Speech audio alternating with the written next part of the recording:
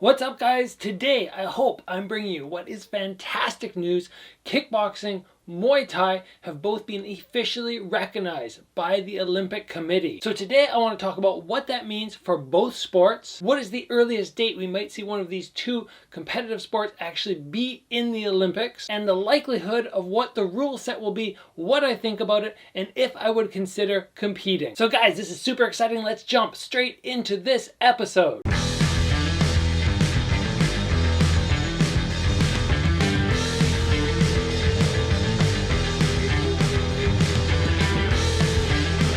Alright, this is a great time to talk about this subject because the Olympics 2020 or 2021, I'm not sure which one we're calling it right now, but Tokyo, Japan Olympics in full swing. Now I know in particular Muay Thai has been trying very hard for many years to become recognized by the Olympic Committee. And now kickboxing has done it as well. So what does that actually mean? Well, first it means that the Olympic Committee voted to allow the sport to be officially recognized. Now, what do you have to have accomplished to be officially recognized? Number one, you have to have a certain amount of events every year. Number two, you have to have global acclaim. And number three, you have to have a WADA compliant testing program. So with all three of those checked off by kickboxing and Muay Thai, both sports have been passed. But what does that realistically mean for both sports? Will we see them 4 years from now? Unfortunately not. All the events for the 2024 Olympics, which I believe are happening in Paris, France, they've all been selected and are set to go. So the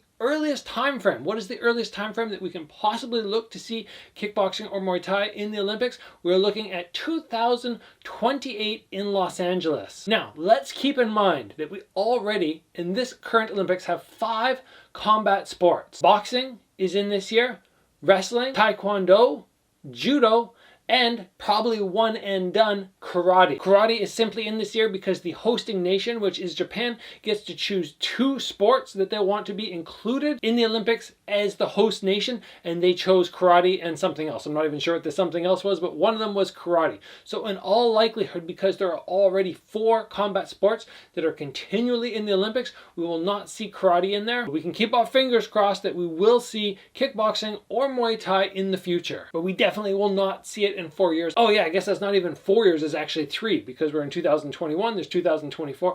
I got so excited when I heard that potentially in 3 years there was going to be kickboxing or Muay Thai. I had my fingers crossed. Oh man, I'm going to go for it.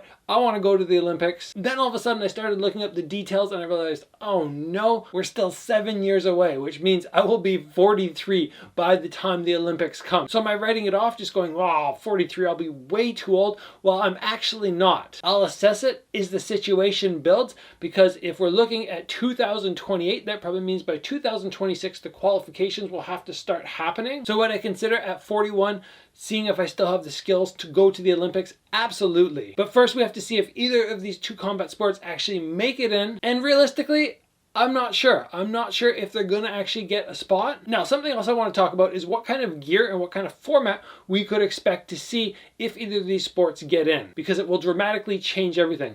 First of all, and I'm pretty much sure this will happen, we will be wearing shin pads, 100% shin pads, probably 10-ounce gloves, potentially even a chest protector, and maybe even a headgear. I'm not 100% sure. One of the big combat sports leagues throughout the world for Muay Thai is IFMA. Now, IFMA is actually a very, very big organization, and I know they've been pushing for years to get Muay Thai into the Olympics, actually recognized by the Olympics, so congratulations to them for making that happen. Now, IFMA was on my radar years ago, not before, I was a little bit bigger, my name had built, but when I had first started in Glory and I wasn't as active as I wanted to be, I was going, oh, maybe in between my Glory fights, I should try the qualification process to go to these IFMA tournaments where you have to compete multiple times over multiple days. And I thought, oh, that'd be interesting. It could be fun. It could be a real challenge. And guess what happened, guys? It's ridiculous. They went, no, IFMA is only for amateurs, but we're only talking about Canada because I would be within either the North American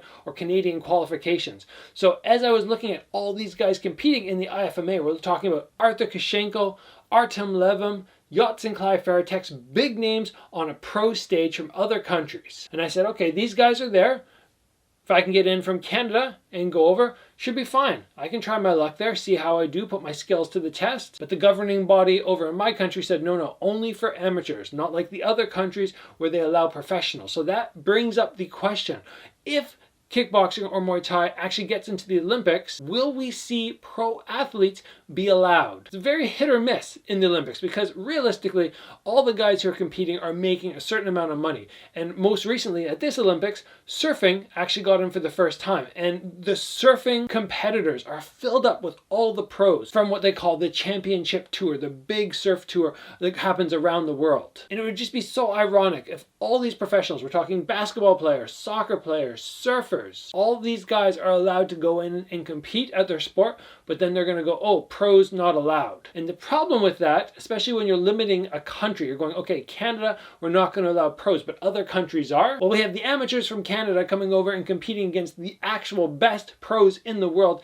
and we get smashed. Well, of course we're getting smashed. We're not bringing our 100% best talent. No offense to the amateurs within Canada. I'm sure they're all very good, but in all fairness, I've been competing for a long time. I went through the amateur ranks. I'm a high-level pro. Personally, I put higher expectations on myself to be able to go and win a medal. I think I could do it if given the opportunity. Somebody within Canada, though, who's amateur, who has never fought at a high pro level, you put them in against somebody like Yatsen Kai-Fairtex, of course they're going to get dominated. It's just that they haven't ever dealt with that skill level. So I'm not sure how that will play out. I'm not sure what the gear situation will be like. I would be a little disappointed if there were chest protectors. I feel like that's a little bit of a cop-out. If I was going to set up a tournament, okay, yes, if we have to, we can put on cloth shin pads, 10-ounce gloves, no shin pads, no headgear. We can make it through that for 2 or 3 days, might even be 4 or 5, get a little bit beat up, you get your medal, you go home a little injured, you recover, you're super happy with this medal that you've won. But once you start slapping on headgear and chest protectors, it waters everything down way too much. So I hope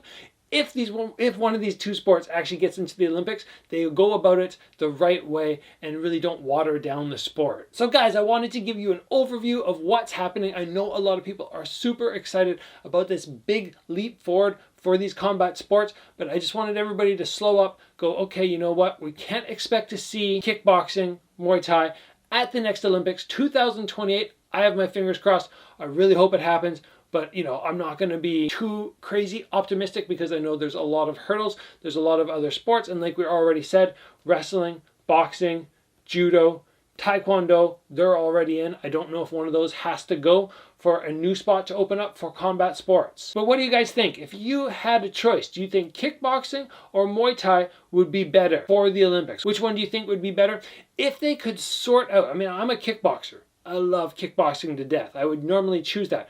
But if we could, include the Muay Thai throws, make that a high scoring criteria, I think it might actually be better for competing day after day after day because we could go in, you could engage in the clinch, get your throws, which isn't going to damage people as much, and then move on to the next event, having dominated somebody with the sweeps and throws and all that, which I think are very technical, and personally, I love that aspect of the sport. So if Muay Thai gets in, I'll be jumping in 100% if given the opportunity. Kickboxing, no doubt, I'll be there in a flash. Guys, hope you enjoyed today's episode. If you are super excited about seeing kickboxing and Muay Thai in the Olympics, give the video a like. If you haven't, guys, join the channel and get subscribed. Train hard. I'll see you back here soon for another video.